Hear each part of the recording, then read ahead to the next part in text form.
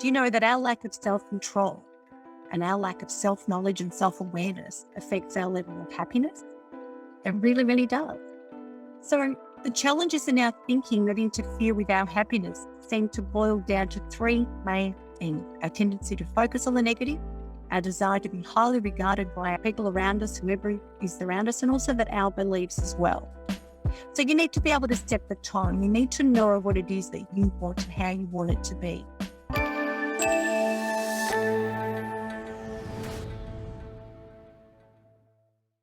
I'll be your moderator from PDF. So our session is being recorded. Hope everyone is comfortable with that. Thank you for joining us today at this session with Alex Egan. We're really excited to have all of you here in the room. Before I hand it over to her and obviously the main event, the reason why you're here, not me, despite my actually good looks, I just wanted to share a little bit about Professional Development Forum, PDF for short, if this is the first time you're joining us. We are a non-profit volunteer-run organization with sort of a very simple aim. We want to support professionals to uncover their potential in the workplace. We really want to connect like-minded individuals, support them with tools and techniques, and basically inspire them to have a better experience so that they can make the most out of their professional journeys. Because we believe everyone should get that done, and not just people at the high rungs off the ladder.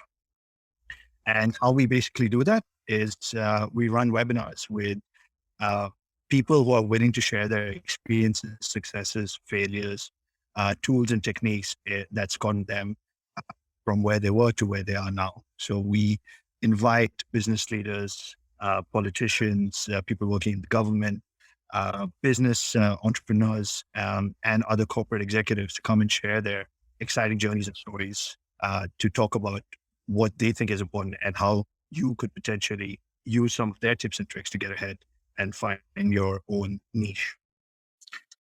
We would love to invite you to become a community member and follow us and join us, because we want to build a strong network and we want to continue to do so. This is our second decade of operations and we're continuously looking to grow. So feel free to join us on our social media channels, Facebook, Instagram, and also our newsletter. And we'd love to interact with you in a different manner and see you at future events as well. So that's a little bit about PDF. I'm not going to name drop who ended in the past. I'll allow you to check that out through our website and content. I'm going to talk more a little bit now about Alex, the reason why all of you are here. So Alexandra Egan, she's an entrepreneur, mentor, facilitator, author, speaker. And despite her lovely looks, she's also a mother and a grandmother. So those are just a few words to describe her. And I'm going to keep it very short and simple. Her focus is on mindfulness in the areas of organizational leadership and personal development. So she's a person who's committed to helping others as well get the best out of themselves. She's had extensive experience working for different areas in the Australian government. And also I got to hear more about when we connected personally. She's developed her research program basically to give people a structure and a process to achieve their goals, to gain confidence, and also to push themselves to have a drive in uncertain times. And I think for the last almost 2 years now, all of us have collectively been in the most uncertain time, at least in my life. So I think this topic more than ever is incredibly relevant. So I'll take a pause now and welcome Alex officially. Alex, thank you so much for joining us. Thanks, Damien. I really appreciate that introduction. And welcome everyone. It's so wonderful to be here with you tonight, today, this afternoon, depending on where it is that you're all tuning in from. And I noticed in the chat that we've got people from England and all over the world, and so welcome. And I'd also like to thank our Professional Development Forum for all of the wonderful work that you all do, helping and educating young professionals and professionals in general to be able to reach their full potential.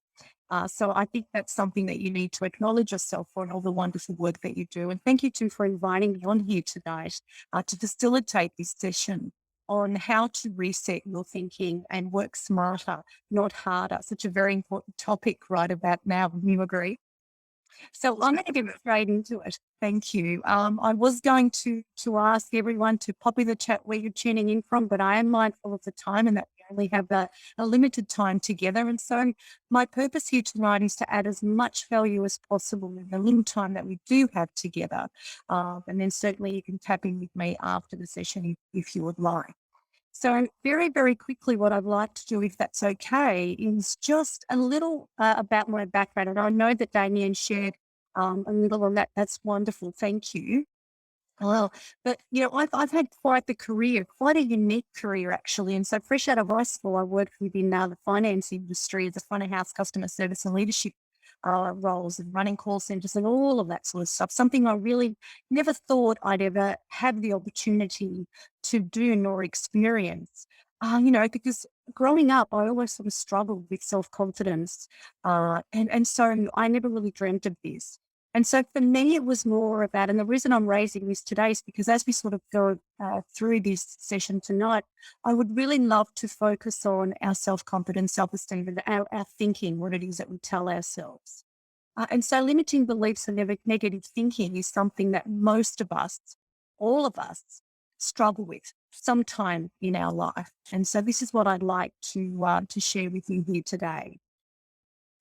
Uh, okay. So when I came back, back in when I was 21, so that was a very long time ago. I'm not going to give you years because that'll just give it all away.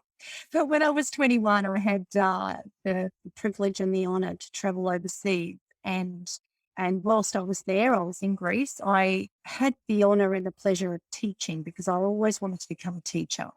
I had this passion. I still do. I had this passion of teaching and helping others better understand themselves and bring out their true potential. And so I did that. I did just that. I pursued my dream and had the opportunity to teach. And for me, to do this meant stepping outside of my comfort zone and breaking those unresourceful thinking habits from my conditioning. Not an easy task for a lot of us. And so when I then returned back to Australia, not long after that, um, in year 2000, I started working for the Australian government, as Damien sort of mentioned, and I worked there for 17 years, 17 extraordinary years filled with learning and growth. And I absolutely loved every minute of it. And so in that time, I was so lucky and so very grateful to be able to experience many roles within the department, such as service delivery, disability delivery, front of house operational leaders,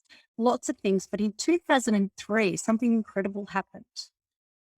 I was given an opportunity to work within the prison system.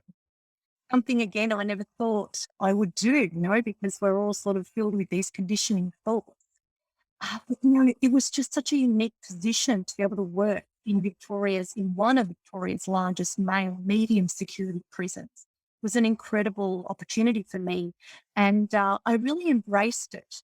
Now, again, this didn't fall in my lap right away. I had to make it happen. I had to change my thinking and belief system in order to provide and open the doors for these opportunities to actually become my reality.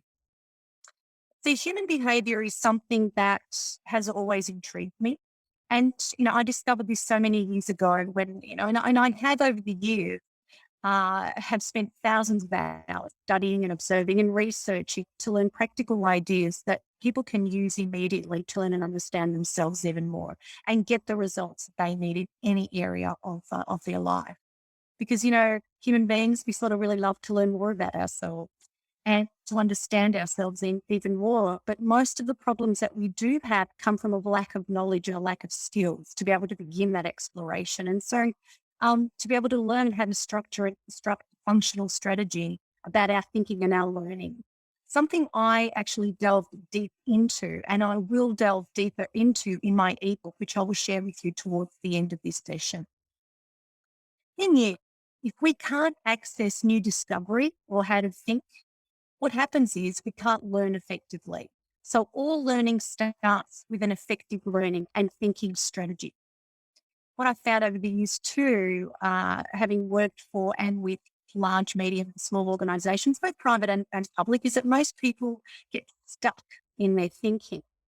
They get stuck in the this is how we've always done it mentality, very limiting mentality, very limiting mindset. Wouldn't you agree? Yeah. It always hijacks innovation, really, and hijacks learning and growth. And is it any wonder then that people sort of start to feel like they're not getting anywhere, like they're stuck in the same old thinking over and over and the same old negative thinking, and so doing the same thing over and over again, and then wonder why they don't get a different result. So this session tonight is about working smarter, not harder. But I'm curious, what does that even mean? What does it even mean to work smarter and not harder? How do you know you're not working smarter and that you're working harder? So the way in which we choose to think and act each day pretty much defines our experience and that of those around us. Now, I'm really curious. Prior to this session tonight, I shared with Damien to share with you, whoever it was that if you sort of did the pre-learning, the pre-session questions, a downloaded PDF. It was a workbook. It was my gift to you. And I'm curious who accessed that, who took advantage of that. See, most people make important decisions in autopilot based on how they feel at the time and with skewed criteria. And this is not always an effective way to make decisions. So I wonder, what decision did you make when you had access to this PDF? And if you accessed it, what did you do? I want to take you back to a story, if I may, and it is all relevant. It was when I worked out at the prison. Would that be okay if I share a story with you? Yeah, perfect. So when I worked out at the prison, my thinking you say, my role was specifically, it was pretty black and white really. It was about providing financial support and a seamless transition service for prisoners who were coming up to their release date and helping them transition back into the community.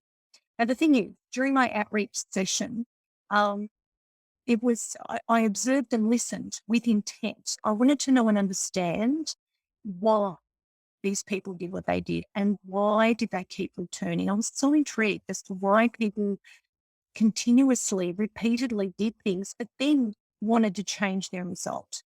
I just wanted to know why they kept coming back, and I needed to figure that out. And so for me, that was a gap. So I dug deep by asking lots of relevant, purposeful, inductive questions. I could have just done what everyone else did or what most people would do, and that's just get on with my job, the black and white job, the job that I was meant to do, the role that I was given, tick and flick the boxes, and not ask any questions, not challenge the status quo, nor look outside of the box. But I didn't. I couldn't do that. I needed to know more because that was someone else's limiting belief, not mine. I think differently. So what did I do differently? Well, I decided to approach prisoners from all different classifications. Now, for those of you who aren't familiar with the prison service, and I'm not going to go into it a lot because we don't have the time, but there are different classifications of prisoners in the prison system. To give you a little bit of a history, if the person is convicted and sentenced to imprisonment, one of the first things that will happen as they enter the prison system is that they get classified, so to speak. They get classified based on their whatever it was that they were convicted with, their crime. And as a result, what happened was, and the reason why, what I did was I gathered together different prisoners from different classifications. And the reason I did that is because I needed to understand from different perspectives, different thinking, which is why I spoke to many different people from many different backgrounds who have experienced different things in their lives, who came with different beliefs and different standards and expectations. And so my intention was to ask specific questions to understand why they kept reoffending. What was it that kept bringing them back? What was their intent? Now, as a result of those conversations in 2008, I developed a local justice reference group, bringing together Victorian state and local government departments, service providers, recruitment industry leaders across Victoria and schools, because I thought it was very important for young people to come to these committee meetings, to these meetings and to listen, to hear what was going on. And I think that was very important. And to be able to enhance service information and delivery for these people that, sort of returning back into the community. Now, I could have just gone with the flow, as I said, and I could have just done what everyone else does, but that would not have changed anything. So we've got to do something different if we want to get a different result. To do this, we've got to become aware that there's actually a problem though. And so this is where it's really important to know how we think and to actually know how to extract and how to notice and recognize that there is a problem. So in this session today, I'm going to share with you in the time that we have together what I've learned over the years and what I've put together for you. And I created, as Damien so nicely announced earlier, I created the reset formula. And what that does, it actually provides you with, it provides us a structured approach for our thinking, and it helps us to make better decisions, manage our self-talk, what we tell ourselves, our actions, our interactions, our inactions, and our decisions. And I'd like to share this with you tonight. So when the reset, so r.e.s.e.t, I've got actually, I'll show you a visual of what it means, if I may. Here we go. That's can everyone see that clearly? Terrific. So reset, it starts, terrific. Thank you, Celia. So when we know when something starts or when, how something works from the context of structure, we are pretty much well on our way to self-mastery. And I've been doing this long enough now to have a pretty good idea of what's going to stop someone from taking action. Now, even from that committee, even from all of those guys that I interviewed, from people who I spent most of my life interviewing and observing, I've started to take notes and observe and ask great questions to be able to understand people's thinking and how it is that they make those decisions. So asking great questions really helps us to better communicate with ourselves and with those around us. And it creates more of a foundation for exploration, curiosity, and transformation. So before I share with you the formula, though, I'd like to take a moment now and acknowledge those of you who took the time to ask questions on the pre-event questionnaire. I think that's really important and it really matters. And we are going to delve into those in a moment. And I am going to answer as many questions as I can that you did put in those pre-event questionnaires. So thank you.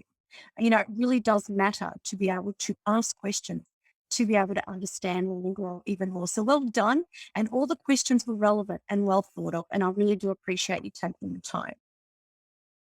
So now, first of all, what I would like to do is, and this is a mini version actually of the Reset Your Thinking book. That's okay, not a problem, Claire. That's fine. So first and foremost, in the Reset ebook that I will be sharing with you later on in this session, I've covered in great detail lots of topics that were included in your question. And also some other topics as well that would help you. Things like time management, self-management, how to deal with the negative self-talk, and so much more. It's a mini version of the Reset book that I'm about to launch in October.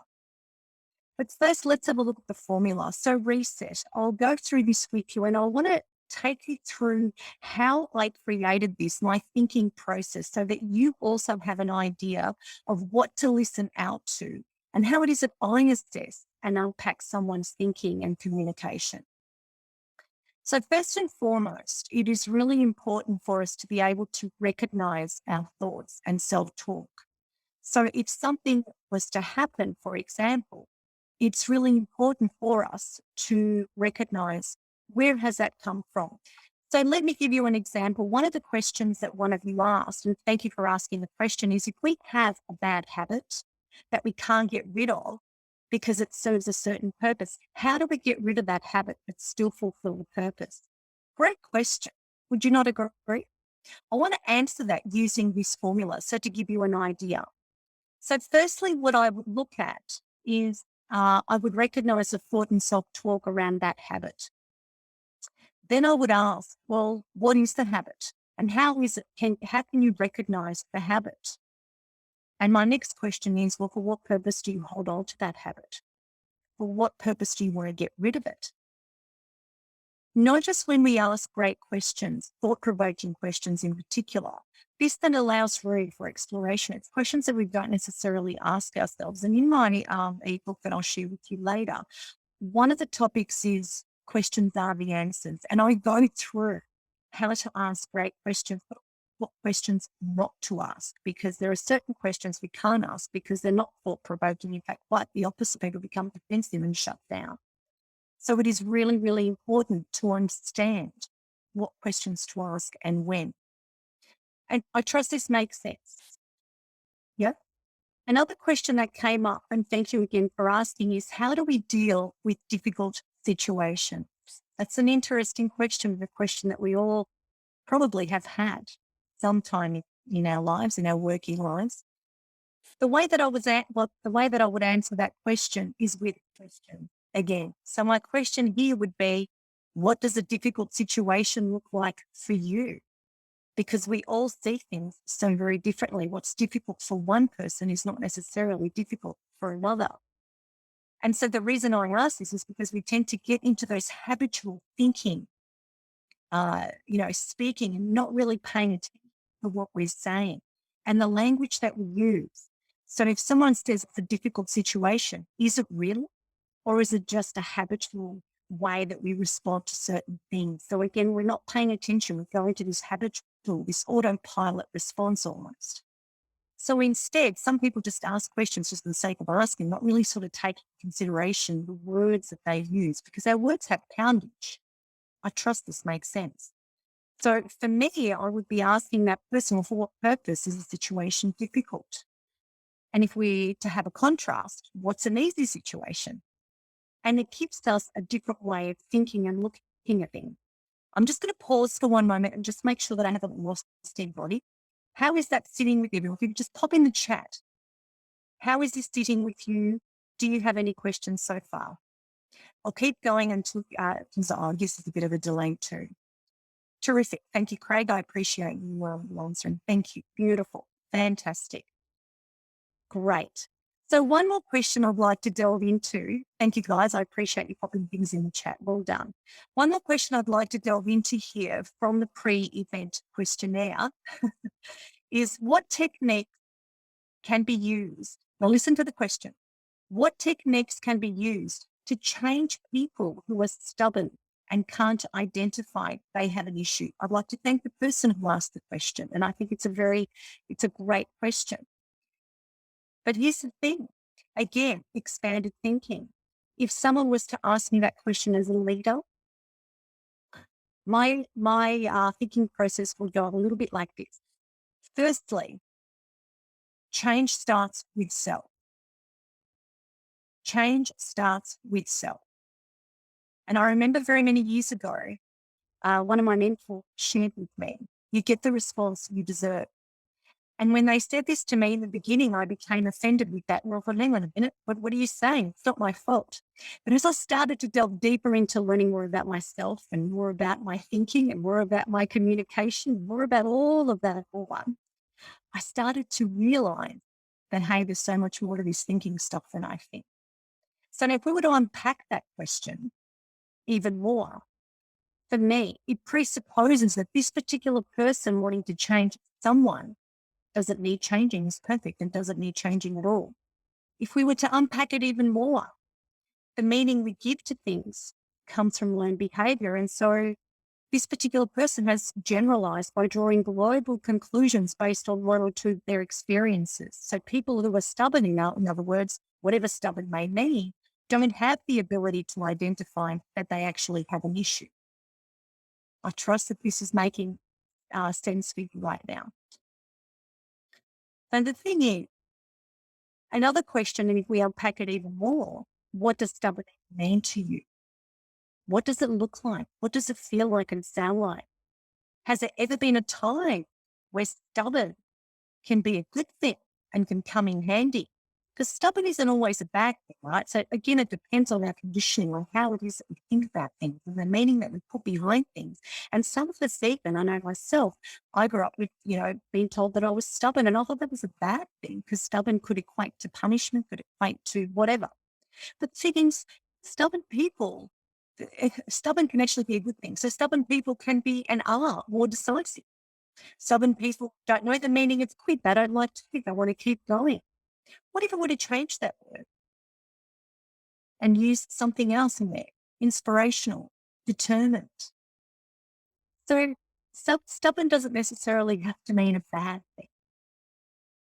I trust that makes sense. So again, as you can see, when we start to think outside of the box, it starts to open up different doors and different possibilities. So it's important to start with the R.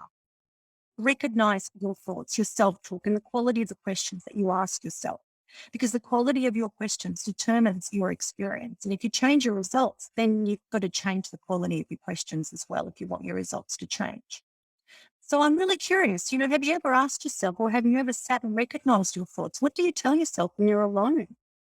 Are you supportive of yourself, being kind and calm with yourself, or do you become negative and full of judgment? What do you tell yourself first thing in the morning? I get my clients to keep a journal, actually. So I get them to keep a journal from the time they wake up to the time they go to bed for 14 days. It's interesting what we tell ourselves. Do you think supportive thoughts, or are your thoughts filled with judgment and worry? What do you tell yourself when you are faced with a challenge? Do you tell yourself that you've got it, or do you tell yourself that you can't do it? Or do you tell yourself that it's just too far for you? It's just beyond your recognition, beyond your knowledge. It's out of your depths. You just can't do it. What are you telling yourself right now? What are you telling yourself right now? Right this minute. Write it down and just have a look at it, knowing oneself. Exactly, AJ. Yeah, thank you. The next is E, for evaluate. How in tune are you with your feelings, with your emotions? This particular frame, by the way, guys, this particular formula that I put together, I use it in every part of my life, whether it's if I'm in an under pressure situation, whether I'm leading a team, whether I'm running an amazing forum such as this. It's really about, and it becomes automatic once we get and learn how to do it firstly and then get into the practice. So evaluate how in tune are you with your feelings, your emotions, your beliefs, and the rules that you make up for yourself. We always make up rules for ourselves. Know that if you can't language something, you simply can't have it. So many people wonder why they experience the same problem over and over again. And these are the conversations that I was having during my time in prison. So what emotions do you rely on and go to the most? What are your most go-to emotions? What do these emotions allow you to do? Or what do they stop you from doing? Get really in tune with that. And how do you feel about that? The next one is S, and that is set the tone. We all have choice. We really do. And so how do you want things to be? What will your approach be when it comes to your thinking? What standards do you hold for yourself? What standards do you hold for others? What do you expect of others and yourself? So think about an area in your life right now that you want to improve. Perhaps it's that you want to learn how to break unresourceful habits. There you go. Or maybe improve your communication, or perhaps even manage your time better. Might be that you want to become more efficient in your work and life. Maybe it's to read more. Maybe it's, to eat less chocolate. How many times have you tried to change this particular habit? What would it mean for you to be able to change these habits? Now, habits take work, take time, take all of that, determination, stubbornness, all of that and more. Do you know that our lack of self-control and our lack of self-knowledge and self-awareness affects our level of happiness? It really, really does. So the challenges in our thinking that interfere with our happiness seem to boil down to three main things: our tendency to focus on the negative, our desire to be highly regarded by our people around us, whoever is that's around us, and also that our beliefs as well. So you need to be able to set the tone. You need to know what it is that you want and how you want it to be. So what if you were to surround yourself with people who bring out the best in you instead of people who pull you back and stop you from doing what it is that you want to do? What if you were to create beliefs for yourself which will help for resourceful habits, resourceful thinking? What are your standards when it comes to habits? We all have standards. So what are the standards that you've created around habits? And what are your non-negotiables? So what are the things that have to happen with no excuses? So the better you make these, the better your thinking will be, the better your results will be. So what do you want your day, every day, to look like, to feel like, to sound like? All of that matters. And we don't take enough time out of our day to actually create this. We're so in autopilot and we're so in do. And people then wonder, why am I so unhappy? Why can't I get a different result? Well, this is why. And you need to pause and reset. T is for transform. It really matters to transform your rituals and your habits and create new resourceful habits, whether it's as a leader, as a parent, as a business owner, as a speaker, as a gardener, it doesn't matter what you do. You need to really have a look at and transform. So if you want to transform your rituals and your habits, you need to create new resource wells. How do you go about that? So whenever we approach something new, though, for the first time ever, there are normally two schools of thought. One is, where are the instructions and how do I do this thing? And two, who's done this before? Help, right? So I'm looking out for people to help us. And where there's change, there are emotions. And where there are emotions, there will always be panic because we don't know what's going on. Anxiety, stress, fear, negative self-talk, all of that and more. And every time we experience something new, whether it's by choice or not, what happens is that we go through what we call a 4-phase learning journey. And I share with you, share this with you even more in the ebook, but just very briefly now, there is a process that we go through every single time unconsciously when we learn something new, whether it's to drive a car, whether it's a new cake, whatever it is, doesn't really matter. We always go through this 4-phase learning journey. It's an automatic process that we don't know of. And I do share a diagram with you in the ebook to show you how and the phases that we go through. And this particular 4-phase learning journey helps us to better adapt, better adjust, quickly and effortlessly. I trust this makes sense.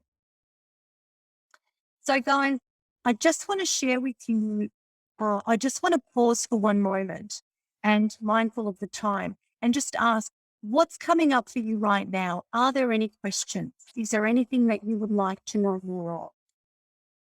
Rajinder actually had a fairly tough question on in the chat, Alex. If I can, Rajinder, if you'd like, if you're fine with me reading it out. In the situation of a restructure and redundancies that result in increased workload, the suggestion to work smarter, not harder, is great. But the organization, including the direct managers, aren't dropping any of the services that are to be delivered. What would you do in that situation, especially if it's been continuing for a few years? That's a really great question, but a question that I can't answer with one sentence. There's so much involved in that right there. And as a project manager myself, because I do a lot of project management for Victorian state government, the thing is this, there's so much to that. And I'm happy, if you like, Virginia, to send you a step-by-step of what I would do. I wouldn't be able to answer it for you. There's so many questions I need to ask you first and foremost. So let's start from the beginning. The suggestion is to work smarter, not harder. Great. However, organizations including direct manager do not drop any of the services that are delivered. So my question is, why would they need to drop it? What are those services? What do they want to hold on to? There's so many questions in that comment and that question that you ask. I trust that makes sense.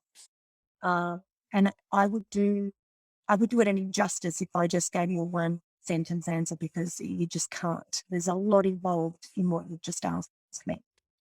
As I said, if you would like me to write out a step-by-step of what I would do, please let me know and I will email it to you. Would that be cool, Damien? I think that's fine with me, Alex. Alrighty. So, yes, thanks. No question, but this discussion on self-awareness is great. Thank you, Teresa. I'm glad you've got lots of value from tonight. Be careful how you talk to yourself because you're listening. Absolutely. We hear ourselves we listen to ourselves, and it's not necessarily do we have to say things out loud. Even what we tell ourselves first thing in the morning. It's funny, so many people wake up and they say, I'm going to be in a bad mood today. How do you even know? You've just opened your eyes. Or I'm going to have a crap day at work. Well, hang on a minute. How do you know? You haven't even stepped in the door yet. So already you're setting yourself up to fail because that's what you've told yourself. So what if you were to tell yourself, today I'm going to have a good day. Today I'm going to step back and see, how can I do things a bit differently? When we change the way in which we use our language, our language is paramount. It's profound. We can create our experience with that. So be really mindful of what you say to yourself first thing in the morning. Don't set yourself up to have a bad day, because you're going to. That old quote, what we focus on is what we get. Absolutely. If we're going to focus on the negative, negative is what we're going to get. If we're going to focus on the good, well, good is what we're going to get, regardless of the circumstances. And again, it comes back down to how well we know ourselves. With all that's going on now in the world, and I'm not going to bang on about what's going on in the world right now, but we all know what's happening in the world. We can either dramatize it and make it worse, or we can either take a step back and see, how is it that I can make this better? How is it that I can make this experience work differently for me? When we can't, one thing I say to myself is that what I can't control and influence, I am not going to waste my energy on. It's just not worth it. Life is too short. So what is it that you can control and influence? And how is it then that you can make that different, make that better for yourself? That's what's really important. It's really important for us to be able to language what we want to experience. And that takes practice. It doesn't happen overnight. Depends on, again, on our conditioning and what we were surrounded with growing up. And, how it was that our parents or our guardians or the people who, I guess, raised us, how did they respond or react to certain situations? We model. What's wonderful as adults, we get to change that because we can. But just sometimes we don't know how. And it's a matter of reaching out to people like myself, to teach you how. And that's what it's about. I've learned from influence, and that's what it's about. Exactly. I love that, Teresa. Yes, it is about being patient with yourself. It really is just giving yourself a break. No one's perfect. There is no such thing. It's an imperfect world. So how is it that we can be perfect in an imperfect world? It's impossible. And who wants to be perfect anyway? I reckon that's so. Imagine all the weight you would have on your shoulders if you wanted to be perfect. Forget it. Not interested in that. I left perfect a long, long time ago, and I suggest you do the same. What is your top tip you would provide to EAs? I'm guessing that's executive assistants, supporting executives. Can you elaborate on that? Acronyms, that's another communication thing. With tough thinking habits, supporting executives with tough thinking habits. What does tough thinking habits mean? Jen, I think that's a wonderful question, but please, I'm not going to assume. I need a little bit more information. What does tough thinking habits mean? Tough to one may not necessarily tough to another. You're so very welcome, Rajinder. Please share with me your details and I'll send it to you. Remember a great cartoon hit, Who Wants Change? Everyone hands up. Who wants to change? All hands together. I love that. That's so cool. Trust the universe. We've got to make things happen. We've got to take the step to make things happen. Sitting down right here, right now, trusting the universe, but me not doing anything, nothing's going to happen. So it's about putting things in place, taking those steps, and it all unfolds. Sorry, Alex, it just seems like we're starting to get in a lot of questions. Is there still a little bit of content more before we jump into the Q&A? Is there anything further you'd like to share? I've actually, given the time frame, I've gone through it a bit quicker, so I'm happy to spend time on the questions. I think that might be a little bit more relevant. Would that be okay with you, Damien? That's completely fine, Alex. So please, yes, everyone, if you'd like to start putting the questions in your chat, we'll try to address them in the time that we have now. Terrific. Thank you so very much. So that's a great question you ask. How does resilience fit or maybe help with reset? Well, resilience is firstly, what is resilience and what does it mean to you? And how is it that you, so for example, how is it that you deal with certain situations? How do you better manage challenging situations? And reset, the way that it works, it's stopping and I guess resetting the way in which you become resilient. So when is it that you're resilient or when is it that you're not resilient? And what do you need, I suppose, in terms to become even more resilient? So again, it's breaking it down. It's really getting to know and unpacking you. It's recognizing what resilience means to you. When do you need to be resilient and for what purpose? So again, it's unpacking, breaking it down, but I think that's a terrific question and I trust that I've answered it for you. Perfection is debilitating, or is it not? I so agree with you, Jeff. It's like, I think a ton of bricks. It's very debilitating. Yes, thank you. How do you find a person to be a mentor? How do you find, Sandy, great question. So how do you find a person to be a mentor? It's connecting with the right people who, I like to surround myself with people who bring out the best in me. And so, it took me very many years to find the right mentor. Again, we've got to be able to be a good match with that person. We've got a mentor for me is someone who listens, and someone who asks challenging questions and who provokes thinking and questions and challenges me. And so for me, how do you find it? Well, whereabouts are you? I guess it just depends on where you are, and tapping into different Google, I guess. I do mentoring as well, but certainly Google. So yeah, just tap into your community. Networking is a great way to find a real great mentor. But again, remember that when you are looking for a mentor, I would be asking them questions too, because ultimately they're going to be able to serve you. So what is it that they're able, and how is it that they're able to serve you? What is their intention as a mentor? That is so important. A mentor is not to give advice, nor is a coach, right? A mentor is someone who extracts and asks lots of questions and guides through questioning. That's what's important. So when you're looking for a mentor, ask lots of relevant and inductive questions, provoking questions, challenging people. It's important. Okay. Being able to make decisions and relying on executive assistants to bounce the ideas. Beautiful. Thank you, Joel. I appreciate you rewording that for me. If it goes wrong, so being able to make decisions and rely on executive to bounce ideas. If it goes wrong, how do I better navigate the negative feelings and frustrations of the executive? Again, that is such a great question, and I'd just like to acknowledge you for that and thank you for asking. But here's the thing. We can't control and influence what others do or how they react. We can, however, control and influence how we react and how we are and how we show up. Um, people respond and react the way that we act. So it's a mirror effect. That makes sense. So how we turn up is how people react. I'm going to give you, I don't even know what time it is, Damien. I want to give a very quick example if I may. We have time, Alex. We're still Sure. 13. Jonah, I'm going to answer your question with an example. Would that be cool? Now, very many years ago, 5 years ago, when I worked for the Australian government, I was front of house leader for one of Victoria's largest service centre within this particular department. And the majority of our, and a couple of our clients were actually, there was a lot of aggression.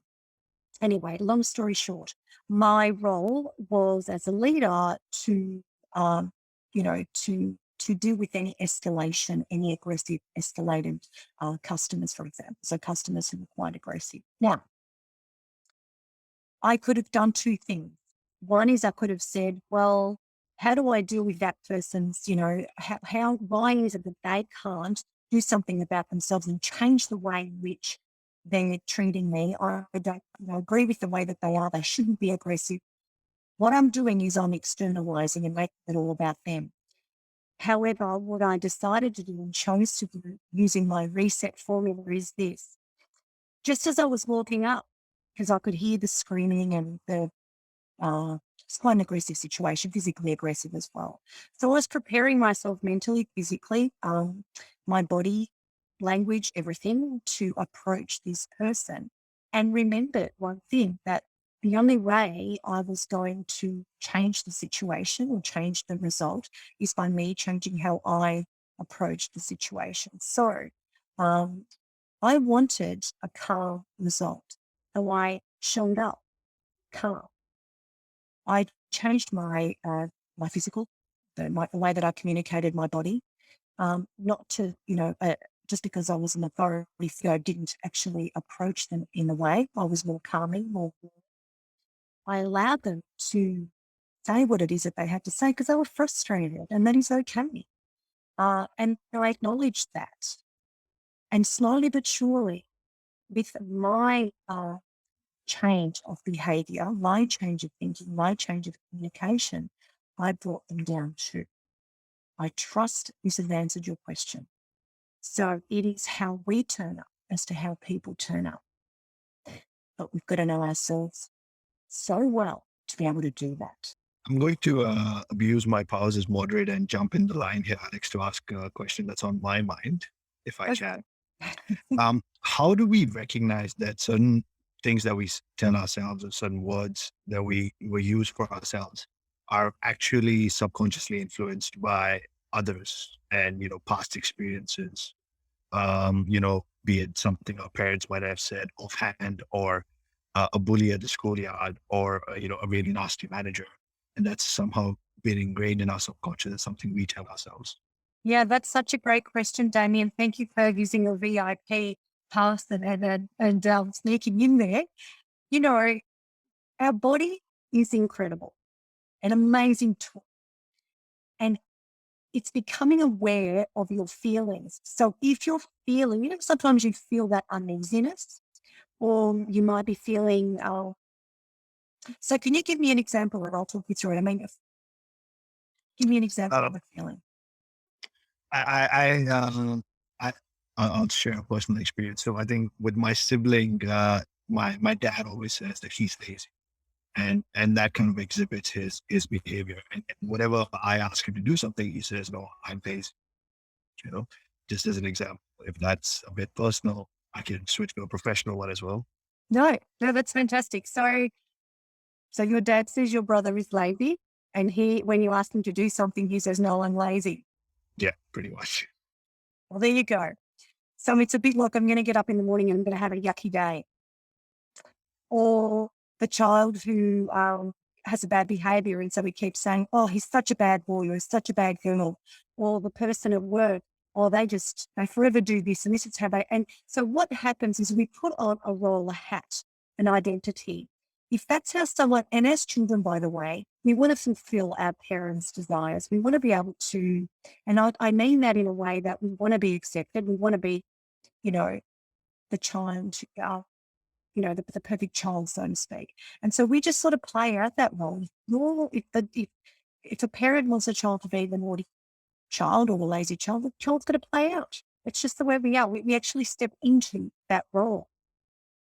So and again, communication, is just so powerful.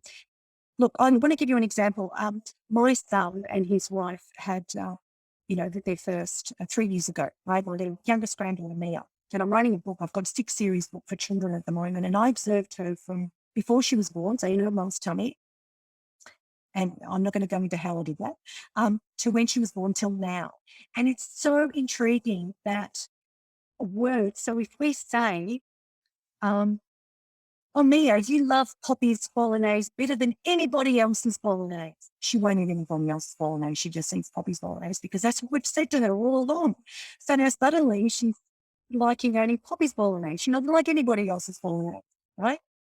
Or if you do this, you're gonna act up, for example. So as soon as so it's a stimulus. I'm not going to go into the psychology of it. I mean, I don't know if anyone here studied psychology. I certainly have, but it's a stimulus. So it's a word connected to a feeling, to an emotion. And so you just keep doing it. So if that child is going to be lazy and that's all they've been told, well, that's how they're going to act up. I've always been told that I'm stubborn. I always thought stubborn was a bad thing, you know? And so I did it even more. And I was told that I was rebellious because I always, challenged everything. I was not rebellious. I was just simply challenging the status quo. I love doing that. I think it's important to explore and expand and look at things. So, I mean, I trust that's actually answered your question in that when we're told something, we start to play that out. And when we're told more and more and more that this is who we are, we start to believe it. And so we start to look for ways in which we can play out the lazy child, so to speak, or the way in which we can play out the naughty child, or opposite, the way that we can play out, oh, you're such a nice person. Now, interestingly, I've got a client at the moment who all their life they've been told that they're such a nice person, but this person is conflicted inside of her. And she's reached out to me and said, I just feel like a fake. I feel like I'm fake. And I said, tell me more. And this is because all of these years, she was told that she's a nice person, but she doesn't believe she is because of some of the actions that she's taken. So she's been playing the nice person all this while. This conflicting. So it's the emotion that we're feeling. If it's conflicting, if it's clashing, that's when you jump on it and ask yourself some questions as to why. Unpack why it is you're feeling this way. Right? What's triggered that thought? What's triggered that feeling? And that's how you unpack it. It's such an so interesting human beings. I mean, as I say, I watch Mia every single day, even with the dummy. She needs 3 dummies. Why do you need 3 dummies, Mia? Because I do. They need 3 dummies. So, and I said to her, you know what? I think it's going to be so much cooler if you have 2.